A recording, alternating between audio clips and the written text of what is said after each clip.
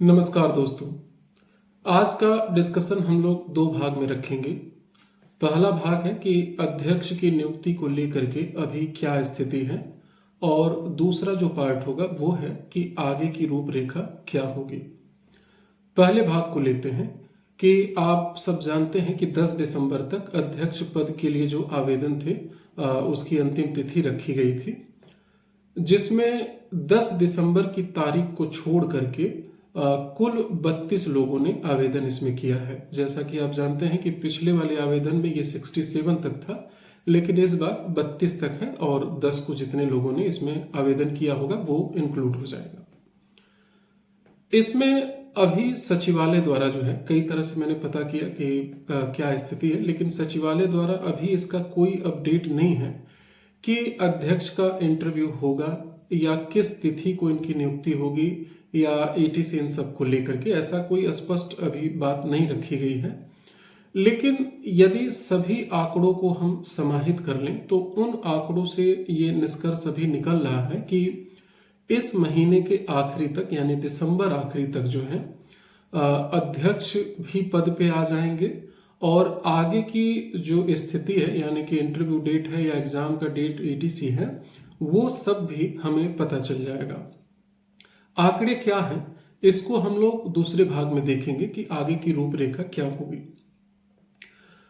देखिए, सूचनाओं का अभाव तो है और इसलिए जहां से जैसा प्रयास हो रहा है सभी लोग कर रहे हैं, मैं सबका सराहना कर रहा हूं।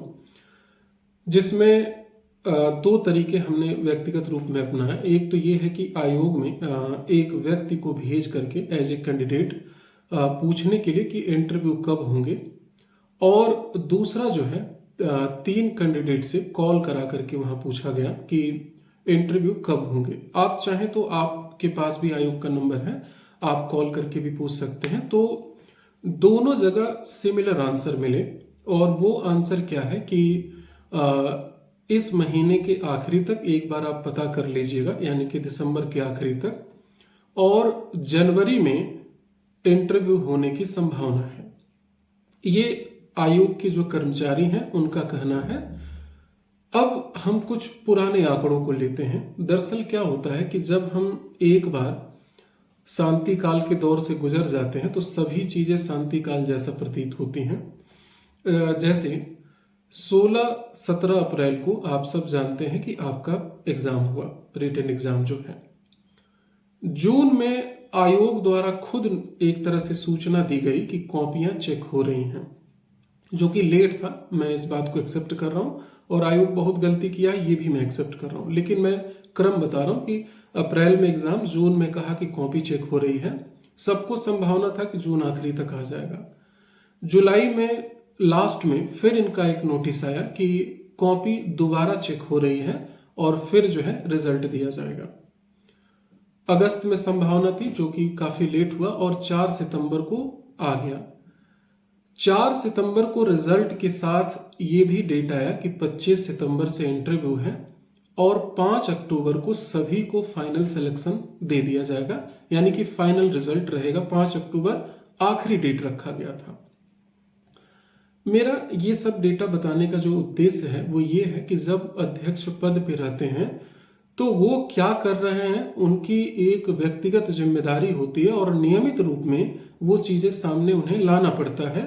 वो कितना इम्प्लीकेट हो रहा है ये भले प्रश्न चिन्ह हो सकता है, लेकिन जो उनकी कार्य और गतिविधि है वो उन्हें मीडिया में भी जवाब देना है और सरकार को भी देना है।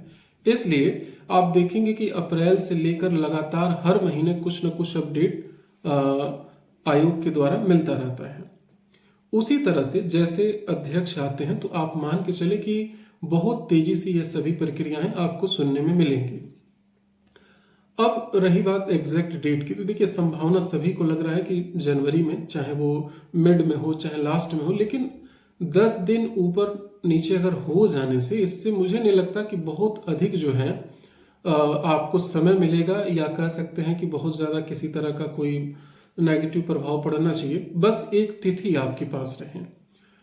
ये बात सही है कि निश्चित तिथि आयोग देगा तभी वो माना जाएगा, लेकिन फिर भी जो एनालिसिस अभी दिख रहा है उस हिसाब से ये लग रहा है कि इस महीने में एक निश्चित डेट मिलेगा और आप सब इस बात को भी समझ रहे हैं कि अगर आयोग कोई भी वर्क करता है तो उसमें सबसे पहली प्राथमिकता इंटरव्यू होगा, क्योंकि इसके साथ ही आयोग के पास एक उपलब्धि हासिल हो जाएगी।